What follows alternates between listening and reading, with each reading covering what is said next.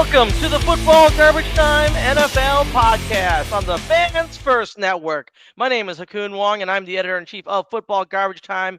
And with me is the OG co-host, Ryan Whitfield. Hey, Ryan, how you doing? Good, coming in explosive like a torpedo bat, ready to go. A torpedo bat. I love it. The reference to the torpedo bat. It sounds so cool. It's just not as cool as you think it is, although it was effective this week. Let's not get off track. Let's talk about football because we got a lot to talk about today, including Aaron Rodgers and his potential fit with the Steelers, whether the Tush Push, otherwise known in Philly as the brotherly shove, should be banned in the NFL pursuant to the Packers' request, and a few words on Bill Parcells joining the Patriots Hall of Fame. Let's get this rolling.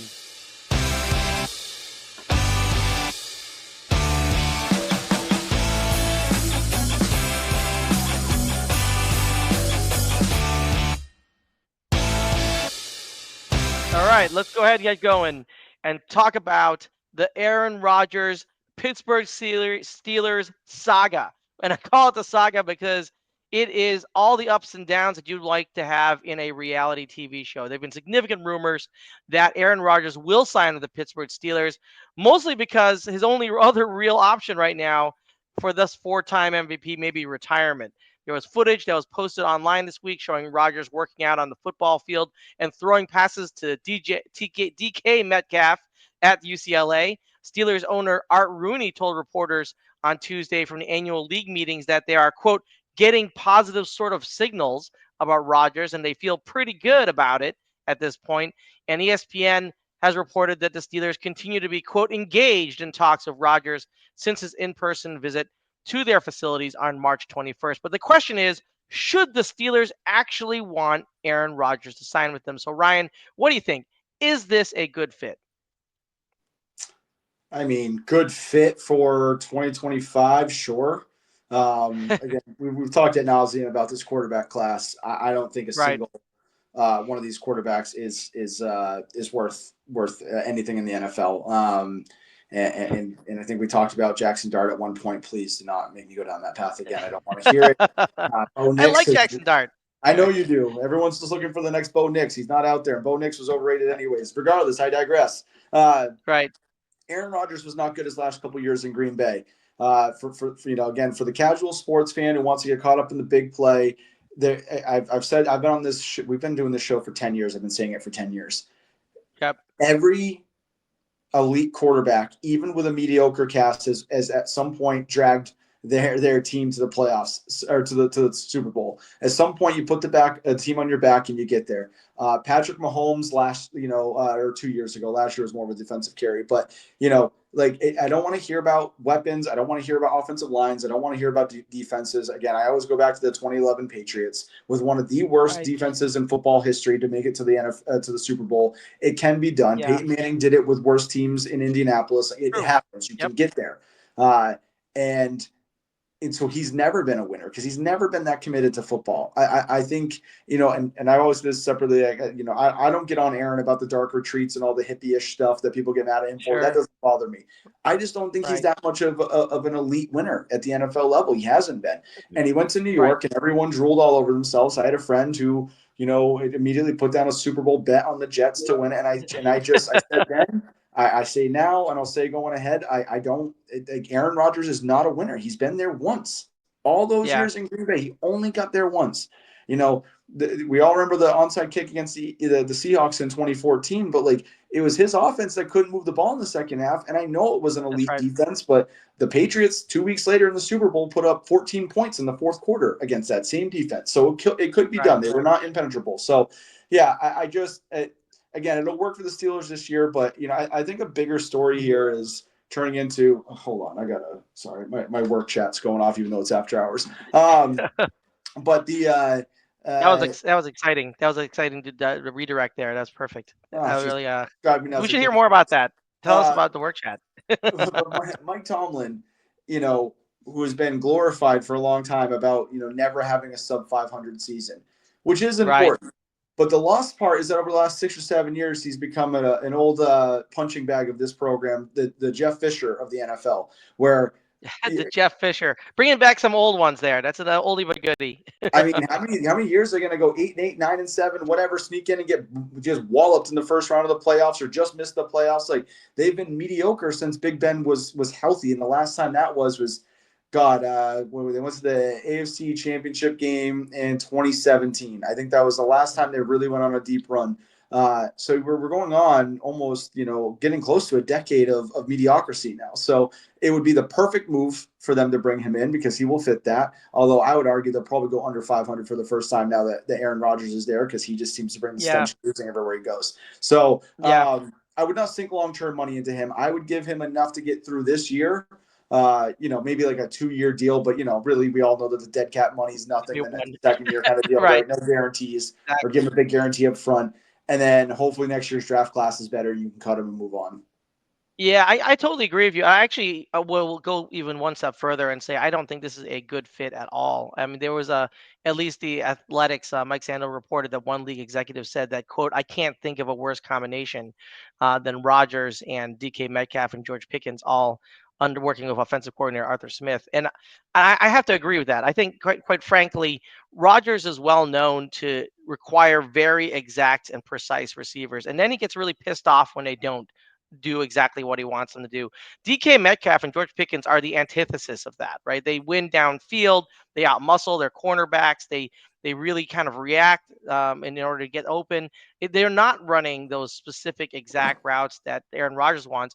And worse than that, all three of them are big personalities that have not shied away from controversy. I mean, I don't know if we all have forgotten that back in 2023, George Pickens was called out like a million times for lacking effort or not throwing effort. And there was one play in where he was spotted kind of just standing around as stuff was going on around him. I think it was week 15 in 2023, where he was not blocking for running back Jalen Warren on a potential touchdown drive near the goal line, just kind of getting out of the way. And of course, he responded on Instagram or whatever with, "Hey, I was just trying to avoid injury." Okay, well, that's that's great, but that's not really your job, right? Your job was to actually block there to run that actual play. And of course, earlier in that season, he had wrote it out on Instagram, "Free me," after being criticized a number of times, and then said, "Well, that had nothing to do with football." And I don't even know what that is. Was he playing? Was he playing in an escape room? I mean, what the hell was that all about then? If it wasn't to do with football, I just don't see that meshing well with Aaron Rodgers. I just feel them that there's going to be a lot of controversy here. And DK Metcalf as well is not a stranger to this.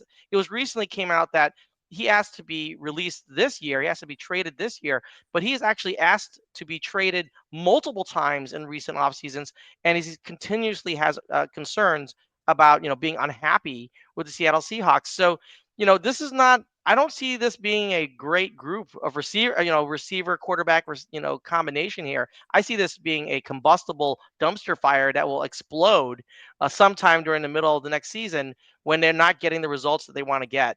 Because we all know Aaron Rodgers is unhappy if he's not winning, and I don't think he's going to be able to win with this group. I think there's going to be a problem here. He is not as good as he used to be, and some might argue he was never that good. So, listen, I'm well known to be critical of the Packers because I'm not a Packers fan. I'm a Bears fan, but Aaron Rodgers has had his time in the right system. I don't know if this is the right system for him. I don't know if even Tomlin would be the right guy to control him. So, I'd venture to say that I think this is actually a bad fit, but it may be the only fit left for him. And that could be a problem. I mean, what do you think about that? Do you think there's any potential that this ends up just exploding just immediately after Aaron Rodgers signs and just becomes like a Deshaun Watson size miss by the Pittsburgh Steelers? Well, no, because they're not going to give him the Deshaun Watson type contract. So that's my point. Is that like I don't disagree with anything you said about it being a bad fit. I don't think either side has an option. Like I don't Right. where do the Steelers go for quarterback play, and where does Aaron Rodgers go to play? And I'm not even fully concerned or convinced he wants to play. I think part of this whole thing, I think he will play, but this whole will he won't he thing is because he thrives off the drama. He loves He the does. attention. He And does so love the like drama. the He fact that does. there's no market for him means he has to toy with the one team that wants to potentially or not even wants is going to be forced to sign him. And yeah, I mean the issues with DK and George Pickens are well documented and honestly, not that the Pittsburgh Steelers are a concern of mine, but Aaron Rodgers is a coach killer, and like I just said with Tomlin, like I mean, I think Mike Tomlin's still a good coach, and I think he still should be in the NFL. But it's run stale in Pittsburgh, so it's time for Right. Art Rooney for Rooney to blow up that whole blow up the whole thing, right? Like sometimes you just got Yeah. to blow up the locker room and start anew. And it feels like they're resistant to do that. And maybe Aaron Rodgers is the perfect pill to come in and just destroy it all. And So blow it up. they've been Right. trying to build from the middle out for again, like I just said, for almost a decade, and they can't Yeah. do it. And like, how many more seasons are they going to go through? Kenny Pickett to Russ Wilson to Justin Fields, Justin Fields, thank yeah. you, to now Right. potentially Aaron Rodgers or whatever else path they go I down. think I If think it's they not Aaron stick with Mason Rodgers, Rudolph. like Yeah. Mason Rudolph, there's another one I'm forgetting now too, whose name doesn't even sound like a football player's. It was between Rudolph and yeah, Pickett, but whatever. The point is Yeah. made. There's a QB carousel. That, I mean, really, TJ Watt has been. I mean, they were such a wide receiver factor for so long, and it's like the last Sure. two good homegrown receivers have been guys with a ton of problems, and George Pickens and Deontay Johnson. And I'd have to double check. I don't think Yes. Deontay Johnson's even caught on anywhere yet. So, like, Right. after going through whatever 3 teams in the last calendar year, Oh, so and the yeah, Ravens debacle last year. yeah, I Absolutely. mean, but that's because that's who he is, and George Pickens is a slightly more talented, bigger-bodied version of Deontay Johnson. So, like, whatever Right. the formula was that worked for so long is not working right now, and it really all came apart at the end with Ben, Bell, and Brown, and it's just Oh, never yes. back on track. And Super so, implosion. and honestly, if I'm Tomlin, I'd like to just go somewhere and start new and try to fix it. Like, it just, Like, I forget this mess. sometimes, yeah, sometimes it's just, sometimes marriages just end, like it's not really about who's wrong and who's better, because again, this is not a criticism of Tomlin. It's just in that No. organization that message has grown stale. The whole players coach thing is not working. And I think they've got the perfect tsunami of ingredients there right now that could finally maybe get them to change it all. Right. And Art Rooney did say at the end of the day, I didn't envision it taking this long. And he said, I will wait not forever, but a little while longer. Okay, well, we'll see. Because as you said, Ryan, neither side has any real options right now. So we'll see more about what Aaron Rodgers does here. But hey, if he doesn't join the Steelers, I can see him basically just hanging it up because what's his other option? He's not going to be a backup anywhere. That's just not going to happen. Let's move on to the next topic. Let's talk about the Tush Push ban. Because on Tuesday, of course, the league officials decided to table discussion of banning the Tush Push at the owners' meeting in Palm Beach, Florida. So there is no vote coming up. It looks like it's going to be pushed off to May. This was a big deal. There's some discussions on this. This was raised by the Green Bay Packers um, that it should be banned. And of course, there are two positions here. Now, there's no doubt that the tush push or the brotherly shove, as it's known in Philadelphia, is effective. In 2024, Hurts actually had the fifth most rushing touchdowns of any player in the league with 14. So a lot of that was from the tush push. Now there are two positions that are being raised here as to why it should be banned. The official position in the Green Bay Packers petition to the Rules Committee is health and safety. Since the players are lining up in a much tighter formation than usual on both sides of the line, and you have two players pushing another player into that compressed line, there's concern that the extra force can lead to a significant injury risk. In fact, the Gutekunst from the Packers actually noted, although he didn't have any part in drafting it, quote, I think certainly the medical professionals at the league have had concerns about putting players in the position to get catastrophic injuries. I think this is something that needs to be discussed, and we need to be proactive rather than reactive on that. So that's the one official position. But the other position that teams have mentioned and others have mentioned outside of that context is equity, that this is such a automatic play that it is inequitable. Now, those in favor of the play say that, well, you just got to find a way to stop it. And maybe that's true if perhaps linebackers could push linemen into the gap, for instance, on the snap of the ball. But that's illegal, right? You can't have that push on the defensive side. So having the push on the offensive side might not be equitable. So there is some issue there. And we've seen how absurd this can become for defenses. For instance, last year in the NFC Championship game against the Washington Commanders, they were called for 3 defensive encroachments trying to anticipate the tush push and one offside penalty as well. That 5-play span from the 1 yard line ended up with Hurts just bulldozing his way in there with that tush push on the sixth play of the game. It's on the sixth snap of that entire sequence. So defenses just can't find a way to do it. And the question is, does equity also demand that this ban come into play? So health and safety, equity. What do you think here, Ryan? Should the tush push be banned in the NFL? Let me start with my less explosive part, and then I'll ramp up and do my yelling. Nice. So on the injury standpoint, I do agree, and it's not just. I won't reiterate the reasons you said. I agree with those, but the other is that one of the ways to stop the play now is what the Chiefs tried, which is have somebody like Chris Jones basically torpedo himself sideways into the middle of that line. I'm sorry, you can't argue that is a risk for an injury, and that is risk for head injuries, neck injuries, back injuries, rib injuries, all these different kind of injuries. So that's one. Two, there's a middle ground. I think it was Sean McVay said this on an interview this week that, like, to him, from an optics standpoint, it looks more like a rugby scrum play than it does a football play. The blowback that I've seen across the internet has been like twofold. One, I saw somebody tweet back about saying, well, the damn kickoff looks like a swimming play now, like a synchronized swimming formation now. So what do the optics matter? And then two are what you just said about people pushing back saying, well, stop it then. Right. Did people tell Bill Polian in 2005 to effing stop? To avoid whatever the Patriots roughing up his receivers? No, they changed the rules. They made pass interference and holding more legislated in the game. Did they? And I'm not just going to make this Patriots centric, but those are the two I'm most familiar with. Because the other one in 2014 in the AFC divisional round, when the Patriots broke out the crazy formations where they had offensive linemen reporting as eligible and wide receivers reporting as ineligible, and they had basically the guard releasing off the line, Michael Oonui, releasing off the line from a guard position or running down the hash unguarded, catching the ball. Did people go to John Harbaugh and tell him just to learn how to stop it? No, we changed the game. So miss me with this bullshit about that we just stop it. Like, but we haven't changed rules for unstoppable plays before. Most notably in baseball, we've eliminated the shift or restricted the shift. There are defensive formations you can't have.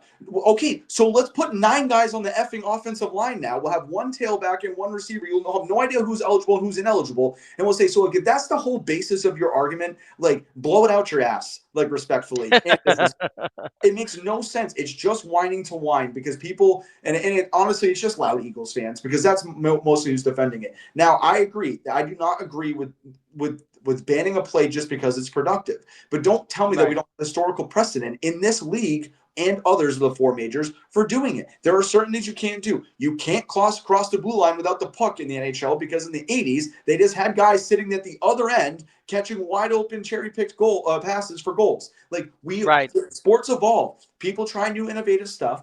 And if for safety reasons and for competitive reasons, we have to change it, then we have to, because there's really 3 ways to change it or to stop that play. One, the Chris Jones play, like I talked about, basically defensive lineman torpedoing. And I got to tell you right now, the Eagles fans are all about it and stuff. If and I'm not sanctioning this, and maybe it's because he said something negative about Bill Belichick and the Patriots years ago. But, like, give me a defensive end who just torpedoes out Lane Johnson's knee on the next one and blows his ACL out, and then come tell me if you still think that the play should stay. Because, like, that's what you're encouraging defensive players to do, is to go so low and cut you out and hurt you to stop the play. So that's one. Two. The other option is to jump over the line, like we saw with was it Hameen Davis last year? Like, just or no, Davis is gone. It was whoever it was. Yes. Loud I know what you're talking about. Yes, just jump in the line. And it's like, okay, so now we're making a mockery of the game because the only way to stop is to keep launching over the line, trying to time it perfectly. And now we got refs in a playoff saying one more defensive offsides, we're going to award points to the Philadelphia Eagles. That's not what any of us paid to watch. And the third, and then people are joking about, I think he's out of Florida, but the defensive lineman who's like 6'5", 425 pounds or whatever. Like, you gotta get I'm gonna go way back here, but you need a Ted Washington now to play your nose tackle, because that's the only way you're gonna be able to stop that play. So it's not just about it being successful. It's about that, like, the only ways to stop it are through injury, through basically making a mockery out of the game, or finding a complete unicorn player. It's dumb. Like, and there are rules in the open field of how you just a guy into the end zone. So why would there not be in the formation? So the whole thing, the whole argument is stupid. It's not people just coming after it because it's successful, because I know other teams could run it, but it's because when it's done, when a team does execute it at the level the Eagles do, the only way to stop it are outcomes that are going to ruin the viewing experience. And at the end of the day, it's a viewership product. So I'm fully in support of banning it, and not because the Eagles do it well, because as it's still legal right now, anytime the Eagles get into like a 1st and goal from the 5, I'm rooting for them to run it 4 straight times, because right now it's legal, so do it. Like, I have no problem with them doing it, but to legislate it out of the game like we have other things is perfectly reasonable, and the people who are up in arms about it can honestly kick rocks. Right. I love it. Yeah, I totally agree. I think this is one of those things. And honestly, I do think there are some health and safety risk that involved, ridiculous, not only on the offensive and defense, not only on the offensive side, but on the defensive side, as you mentioned, of Chris Jones and torpedoing the line. So there's certainly a lot of reasons why they should have a very close look at whether they should legislate this out of the game. So listen, well, I'll leave it to bigger, better people to decide. But from my perspective, I totally agree with you. I do think that the brotherly shove slash the tush push should be out of the game. And honestly, they don't really need it. I mean, they can. There's other ways for them to actually run that play that will be successful. And they got Saquon Barkley anyway for the long haul. So quite frankly, they're going to score in near yardage situations even without it. So it's not going to impact the Philadelphia Eagles in any way, shape, or form. You can't hard slide in the second anymore. You can't run through a catcher anymore. I mean, I can go on, people, if you want to hear about the rules that have changed and outlawed things that were successful and were also, for whether safety reasons or optic reasons, banned from sports. Like that whole is so stupid. It's totally just fine. You're an Eagles fan and you want the play to stay because you like how your team runs it. Just be honest. That's it. Right. If you want to own it, just go ahead and own it. All right. All right. So let's get on to the last topic of the day, and that is a little bit on Bill Parcells being announced that he will be entering the Patriots Hall of Fame. Ryan, you're right there on the ground with the Patriots, so you let us know what's going on there with Bill Parcells. Yeah, it's a slow week in football, as you can tell, as we're talking about this outside of Boston. But I do think for fans of the historical nature of the game, Parcells is, one of those, historical figures that matters, and obviously is a pro football Hall of Famer, and there's a thawing of that relationship in New England now. But no, I think it's I would just say high level. Like I think in all sports, it's something that as I get older, I do a lot more that I hope at some point our younger listeners and just people at large will do, which is, it's cute to be a fanboy when you're 23, but as you get older, you got to just understand that these are athletes and these are people and they have mortal timelines and all that. Bill Parcells is not beloved here in New England, despite the fact that his hiring did basically jumpstart the whole transformation of the organization. It is well known around here that in the locker room, those 2 weeks leading up to Super Bowl 31, I think it was, against the Packers, where the Packers beat the Patriots by 2 scores, that Parcells had already accepted the job in New York, and most people in that building thought he was already game planning for his time in New York and already given up on the New England Patriots season and coached one of his worst games as a Patriot head coach in that Super Bowl, probably because he was distracted. He was done. He has that famous line, him and Kraft's relationship had gotten so bad at the end, which really stems from he was pissed off that they drafted Terry Glenn when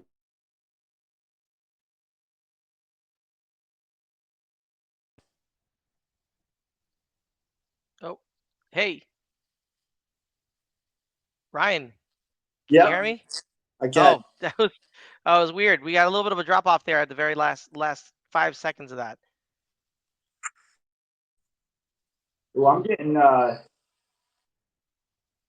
the ending music going on my side. Oh, really? So that's unintentional. That I wasn't trying to play you off the stage there, Ryan. I mean, I was enjoying your rant about Bill Parcells. That's certainly not part of the play. So if anybody's getting ending music, we're not done yet. We're almost there. So hang on just for a minute. Final thoughts on Bill Parcells there and entire Patriots Hall of Fame. Yeah, just anyways, he's that famous line where he said, if they want you to cook the dinner, they at least ought to let you choose some of the groceries. Right. So, but again, all in all, at some point, we need to, forgive and forget and move on. Parcells was a key figure here in New England, so good on the Kraft family for acknowledging that while Parcells is still with us. Yes, obviously we'll keep an eye on how that turns out as we go on, and it's good to hear some of the on the ground stuff. I had no idea that all that stuff was going on in the background. I mean, not being in there in Boston and around the New England Patriots at that level, I had no idea. So that was really interesting to me to hear all that. All right, let's go ahead and hit the air horn on the show because we are done with the show. And again, you can find Ryan online. Ryan, why don't you go ahead and give it your social media so people can follow you? Yeah, that was crazy. That whole thing, that whole time I was trying to talk there at the end, it was still playing back for me. The technical difficulties never end on this show. You can find It's me part of our charm, man. It's part of our charm. well, it's part of something. You can find me on Twitter at Ryan Whitfield NE. All right. Please engage Ryan. He's got lots to say, as you can tell, and he's got some strong opinions. So come at him if you have them. Find me at FB Garbage Time on X and Twitter, on Blue Sky and Instagram, or on the Football Garbage Time on Facebook. As usual, everyone, thank you for listening and wasting time with us. Please like, follow, subscribe everywhere. And until next time, enjoy your NFL week.